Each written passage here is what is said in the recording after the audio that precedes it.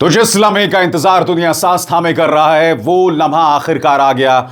इस्लामाबाद में शानदार स्वागत हुआ है ईरानी डेलीगेशन का। मैं आपको बतलाना चाहता हूं, इस डेलीगेशन में जैसे कि आप देख सकते हैं, ईरान के स्पीकर गालिबाफ और ईरान के विदेश मंत्री अब्बास अरागची मौजूद हैं। और मैं आपको बतलाना चाहता हूं, यहां उनका स्वागत करने वाले लोगों में से कौन कौन मौजूद थे। उनमें हैं पाकिस्तान के मंत्री मोहम्मद इशाक डार, इसके अलावा आपको पाकिस्तान के चीफ ऑफ आर्मी स्टाफ दिख रहे हैं आसिम मुनीर, सरदार अयाज सदीक जो कि स्पीकर ऑफ नेशनल असेंबली हैं, और सैयद मोहसिन नकवी पाकिस्तान के इंटीरियर मिनिस्टर यहां पर दिख रहे हैं। आप इन तस्वीरों में देख सकते हैं किस तरह से ईरान का स्वागत हुआ। मगर इस्लामाबाद पहुंचने से पहले ईरानी संसद के स्पीकर मोहम्मद गालिबाफ ने एक बहुत ही इमोशनल तस्वीर जो है वो जारी की है। अपने पूरे स्क्रीन पर देखिए दोस्तों, इस विमान में वो पाकिस्तान गए और आप देख सकते हैं हर सीट के ऊपर एक बच्चे की तस्वीर है। अब आपके जहन में सवाल होगा कि ये बच्चे कौन हैं। ये बच्चे हैं मिनाब में मौजूद स्कूल के बच्चे। याद कीजिएगा, पहले दिन जब हमला हुआ था तो ईरान को दो बड़े झटके लगे थे। पहला, सुप्रीम लीडर खामेनी की मौत, और दूसरा, मिनाब में एक स्कूल पर हमला होता है जिसमें 160 बच्चे मारे जाते हैं। ये तस्वीरें उन्हीं बच्चों की है। दोस्तों, आप जानते हैं बातचीत से पहले क्या हो रहा है। ईरान दुनिया को अपना मानवीय चेहरा बता रही है कि एक बड़ी खबर सामने आ रही है कि अमरीकी नायब सदर जेडी वेंस इस्लामाबाद पहुंच गए हैं। मनाजिर में भी आप देख सकते हैं कि अमरीकी नायब सदर जेडी वेंस अब इस्लामाबाद पहुंच गए हैं। जिनका इंतजार किया जा रहा था, वो लम्हा आन पहुंचा है। अमरीकी मेहमान पाकिस्तान पहुंचे हैं। अमरीकी मुज़ाकराती वफ्द पाकिस्तान पहुंच गया है। जेडी वेंस की सरबराही में अमरीकी वफ्द पाकिस्तान पहुंचा है, जिसमें स्टीव विटकॉफ और डोनाल्ड ट्रंप के दामाद जैरेड कौशनर भी शामिल हैं। तो इस वक्त आप ये एक्सक्लूसिव मनाजिर भी देख सकते हैं समा की टेलीविजन स्क्रीन पर, कि जहां पर जैरेड कौशनर और स्टीव विटकॉफ और इसके साथ साथ अमरीकी नायब सदर जेडी वेंस पहुंचे हैं पाकिस्तान। अमरीकी मुज़ाकराती वफ्द पहुंचा है पाकिस्तान। तारीख साज ये लम्हा है कि जब पाकिस्तान मुज़ाकरात की मेज़बानी कर रहा है, सालिस का किरदार अदा कर रहा है, और पाकिस्तान के आला हुक्काम ने यहाँ पर उनका इस्तकबाल किया है। बिल्कुल, तो एक रिमार्क। मगर जहां तक अमेरिका की बात है, दुनिया अमेरिका के अहंकारी चेहरे को देख रही है, लगातार देख रही है। एक तरफ आपके सामने ईरानी संसद के स्पीकर अपने उन बच्चों को याद करते हुए कि हम तुम्हारे लिए वहां जा रहे हैं, उस देश के बच्चों के भविष्य के लिए हम इस्लामाबाद जा रहे हैं, इस बातचीत को हम चाहते हैं सफल हो। मगर दूसरी तरफ अमेरिका का अहंकार। सुनिए अल जजीरा में प्रसारित डोनाल्ड ट्रंप का बयान, जिसमें वो कह रहे हैं कि हमने उनकी नेवी को मार दिया, हमने उनके रॉकेट सिस्टम्स को तबाह कर दिया, उनकी तमाम लीडरशिप को मार दिया, हम तो पहले ही जीत गए। सुनिए डोनाल्ड ट्रंप का अहंकार। मगर उससे पहले अल जजीरा ये बता रहा है कि किस तरह से पाकिस्तान के प्रधानमंत्री शहबाज शरीफ कह रहे हैं कि this is make or break talk. One way or the other, it's going well. The Navy's gone, the Air Force is gone, all anti-aircraft is gone, the leaders are gone, the whole place is gone. So we'll see how it turns out. Don't forget, we don't use the Strait. Other countries use the Strait. So we do have other countries coming up, and they'll help out, but we don't use it.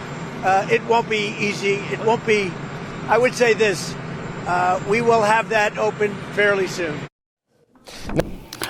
दोस्तों, Donald Trump ने जो बात कही है ना कि Iran के पास कुछ नहीं है, इनफैक्ट उन्होंने, व्हाइट हाउस ने बयान भी जारी किया है जिसमें उन्होंने कहा है Iran has no cards, Iran के पास कोई पत्ते नहीं है। तो ईरान ने इसका जवाब दिया है कि हमारे साथ साइकोलॉजिकल वॉरफेयर। आपके स्क्रीन पर ईरानी एम्बेसी का यह बयान, the latest attempts at psychological warfare against Iran, we are masters of this. यानी कि वो जो हिंदी में कहा जाता है ना कि अपने पापा को मत समझा, साइकोलॉजिकल वॉरफेयर मेरे साथ मत खेल, हम इसके बाप हैं, इसके मास्टर्स हैं। सबसे बड़ी बात दोस्तों, ईरानी संसद के स्पीकर मोहम्मद गालिबाफ ने यह बयान जारी किया है और मैं चाहूंगा आप इस पर गौर करें। आपकी स्क्रीन पर दोनों पक्षों के बीच जो कदम आपसी सहमति से तय हुए थे, उनमें से दो अभी तक लागू नहीं हुए हैं। लेबनान में सीज फायर और बातचीत शुरू होने से पहले ईरान की रोकी गई संपत्तियों को जारी करना, ये दोनों शर्तें पूरी होना जरूरी है, तभी बातचीत शुरू होगी। यानी कि गालिबाफ और अब्बास अराक्ची पहुंच चुके हैं, जेडी वैंस पहुंचने वाले हैं, मगर क्या यह बातचीत होगी वो इस शर्त पर है कि अमेरिका ये दो शर्तें पूरी करता है। मगर अमेरिका का अहंकार आप साफ तौर पर देख रहे हैं, बातचीत से ठीक पहले उनके तेवर आप देख रहे हैं। और जैसे मैंने बताया, गालिबाफ ने क्या कहा, आप लेबनान पर हमला करना बंद कर देंगे। अब मैं आपको एक वीडियो दिखाना चाहता हूं और उससे पहले यह खबर आपके स्क्रीन पर, अल जजीरा की खबर आपके स्क्रीन पर। An Israeli airstrike on government building in southern Lebanon's Nabateh killed at least 13 members of the state security agency, the country's authorities said. सबसे बड़ी बात, यहां पर लेबनीज अथॉरिटी के, स्टेट सिक्योरिटी के 13 लोगों को इस्राएल ने मौत के घाट उतार दिया है। और दूसरी तरफ नेतन्याहू ये कहते हैं कि हम लेबनान से बातचीत करने को तैयार हैं, और आपने उनके 13 लोगों को मार दिया। वहां पर क्या मंजर था वो मैं अब आपको दिखाने जा रहा हूं, मगर मैं आपको यह भी बताऊंगा कि किस तरह से हिजबुल्लाह ने भी ताबड़तोड़ हमले शुरू कर दिए। बस कुछ देर में मैं आपको बताने वाला हूं कि हिजबुल्लाह किस तरह से कहर बरपा रहा है इस्राएल में। मगर पहले वो हमला जिसमें लेबनीज सिक्योरिटी के 13 अधिकारी मारे गए, देखिए किस तरह से कयामती मंजर वहां पर दिखाई दे रहा था, हर तरफ आग ही आग।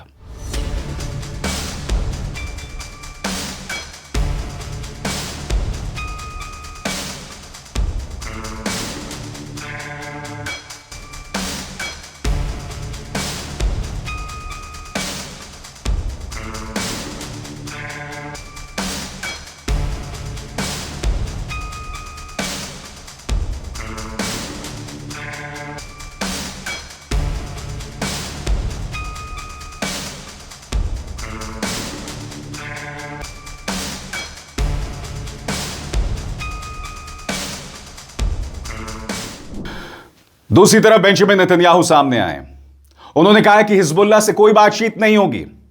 मगर खबर यह भी आ रही है दोस्तों कि अगले हफ्ते अमेरिका लेबनान और इस्राएल में बातचीत करवा सकता है, और आप जानते हैं अमेरिका पूरी तरह से इस्राएल की तरफ झुका हुआ है। तो क्या इस खबर के कोई मायने हैं? ऊपर से नेतन्याहू के धमकी भरे तेवर, सुनिए नेतन्याहू क्या कह रहे हैं। אני מבקש לומר לכם, אין הפסקת אש בלבנון. אנחנו ממשיכים להכות בעוצמה את חיזבאללה, ואנחנו לא נעצור עד שנחזיר לכם את הביטחון.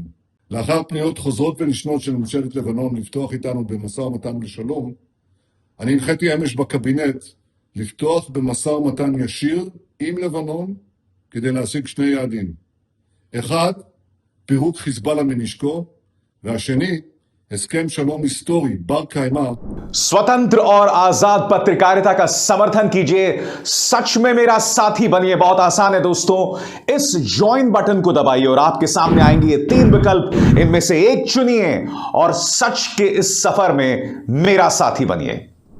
इसमें थोड़ा सा भी शक नहीं है कि किस तरह से इस्राएल लेबनान में तबाही मचा रहा है। 300 लोगों को 12 घंटे में मार देना, इससे ज्यादा शॉकिंग कुछ नहीं हो सकता है। मगर हिजबुल्लाह भी पीछे नहीं है। एक एक करके 2 बड़ी खबर। सबसे पहले प्रेस टेलीविजन की खबर क्या कह रही है, गौर फरमाएं।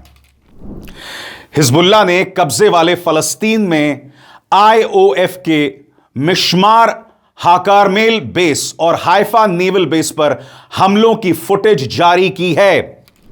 इस फुटेज में आप देखेंगे किस तरह से मिसाइल की तैयारियां की जा रही है। इस फुटेज में आप देखेंगे कि मिसाइल के आसपास जो नजारा है उससे ब्लर कर दिया गया है, छुपा दिया गया है। क्यों?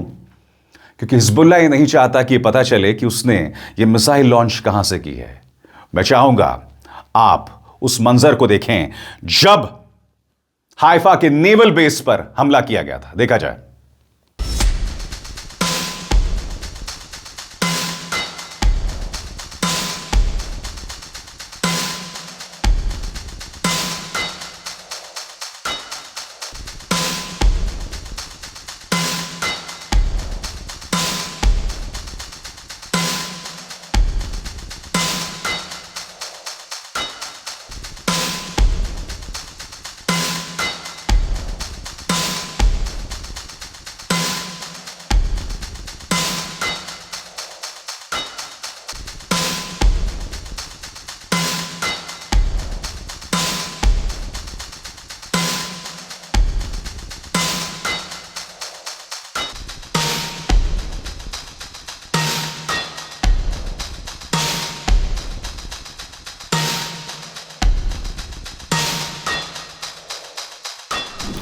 और बात वहां नहीं रुकी। अब मैं आपको एक और वीडियो दिखाना चाहता हूं जिसमें हिजबुल्ला इस्राएल के किर्यात शमोना पर हमला करता है। जी हां, देखिए किर्यात शमोना पर किस कदर एक प्रलयंकारी हमला हुआ, एक कयामती हमला हुआ। देखा जाए।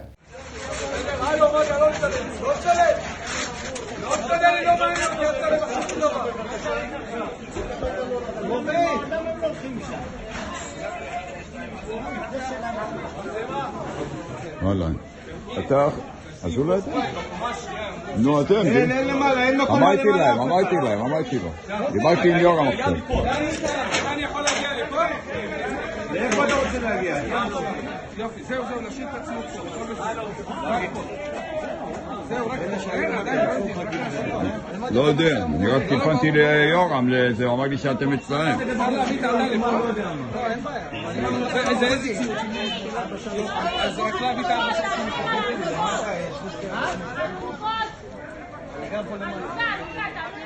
और इसलिए नेतन्याहू घबराए हुए हैं क्योंकि हिजबुल्ला लगातार हमले कर रहा है, उसके डिफेंस टारगेट्स पर हमला कर रहा है और नेतन्याहू को समझ नहीं आ रहा कि वो क्या करें। इसलिए नेतन्याहू लेबनान में औरतों और बच्चों पर हमला कर रहे हैं, वहां के सिविलियन टारगेट्स को निशाना बना रहे हैं क्योंकि अब भी हिजबुल्ला की ताकत बदस्तूर बनी हुई है, जैसा कि ये दो हमले प्रमाणित करते हैं। ये दो हमले इस बात के सबूत हैं कि हिजबुल्ला का कुछ नुकसान नहीं पहुंचा पाया है इस्राइल। वो लगातार उसके डिफेंस टारगेट्स पर हमला कर रहा है, उसकी फैसिलिटीज पर हमला कर रहा है और ये खबरें लगातार सामने आ रही हैं। इसलिए नेतन्याहू कह रहे हैं कि हिजबुल्ला से बातचीत का कोई सवाल ही नहीं पैदा होता। तो एक तरफ इस वक्त बातचीत शुरू हो रही है और दूसरी तरफ लेबनान में हालात समाधान से कोसों दूर हैं। हिजबुल्ला हमले कर रहा है, नेतन्याहू कह रहे हैं कि हम हिजबुल्ला से बातचीत नहीं करेंगे और दूसरी तरफ अमेरिका बातचीत का सूत्रधार बन सकता है, मगर आप जानते हैं कि जो भी बातचीत अमेरिका की देखरेख में होगी उस बातचीत का क्या अंजाम होगा और इस्राइल को उससे क्या फायदा होगा, आप सब जानते हैं। बहरहाल अब मैं आपको एक और वीडियो दिखाना चाहता हूं। ईरान इस वक्त मौजूद है पाकिस्तान में और किस तरह से उनकी जनता सड़कों पर है, क्योंकि याद कीजिएगा मुश्तबा खामिनी ने क्या कहा था, सुप्रीम लीडर मुश्तबा खामिनी ने, कि आप लोग सड़क पर उतरते रहिए क्योंकि आप जब जब सड़कों पर उतरे हैं ना, दुनिया ने हमारी ताकत को देखा है, दुनिया ने हमारी एकता को देखा है और कहीं ना कहीं जनता का सड़क पर उतरना इस बात की बानगी है। देखिए इस नजारे को।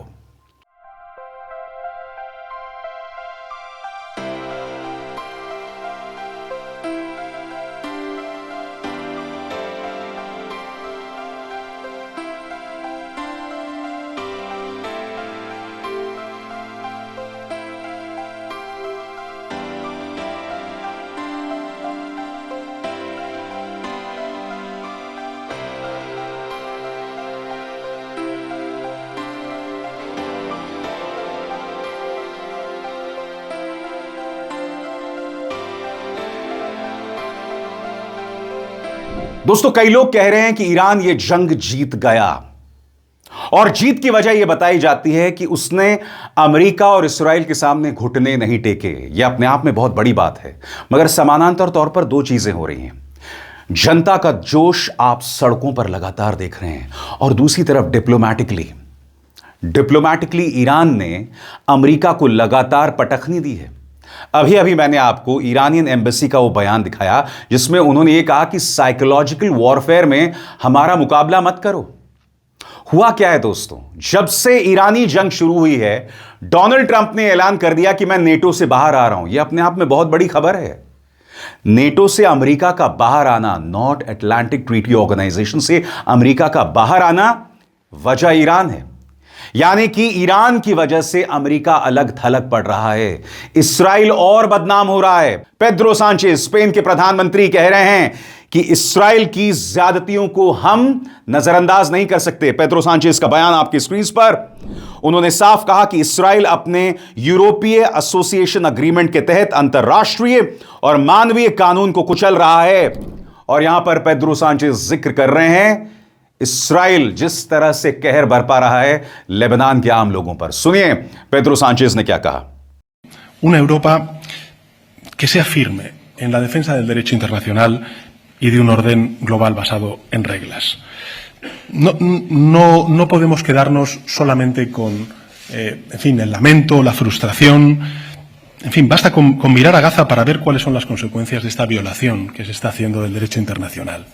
Por eso, desde Europa también debemos ser claros, porque hay muchos países de ese llamado sur global que están mirando a Europa y que lo que quieren es que no cometamos.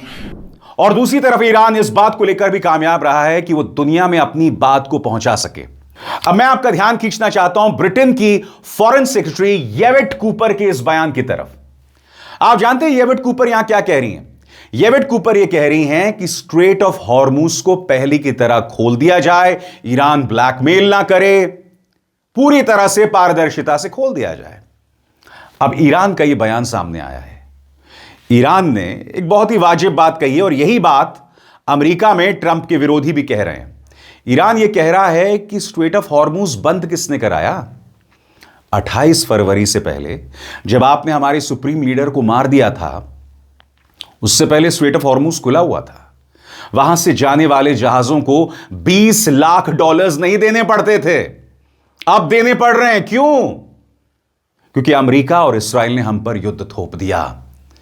तो एक तरह से Britain की foreign secretary को यह एक करारा तमाचा है जो इस्राएल ने यहां पर दिया है। जैसे मैंने बताया ना, कूटनीतिक तौर पर, मानवीय तौर पर और सैनिक तौर पर इस युद्ध की खास बात यह रही है कि इन तीनों मोर्चों पर ईरान ने अमेरिका का डटकर जवाब दिया है और कम से कम मानवीय और डिप्लोमैटिक अगर मुद्दों की बात करें तो वो अमेरिका और इस्राएल पर भारी रहा है और उसे पटखनी भी दी है। सैनिक मुकाबले की बात करें या मिलिट्री मुकाबले की बात करें तो आप जानते हैं कि ईरान को जबरदस्त नुकसान हुआ है और आप यह भी जानते हैं कि ईरान का मुकाबला 2 सुपर पावर्स के साथ था, मगर वो अब भी टिका हुआ है और अब देखना है कि इस्लामाबाद में क्या होता है। अब इसार शर्मा को दीजिए इजाजत। नमस्कार।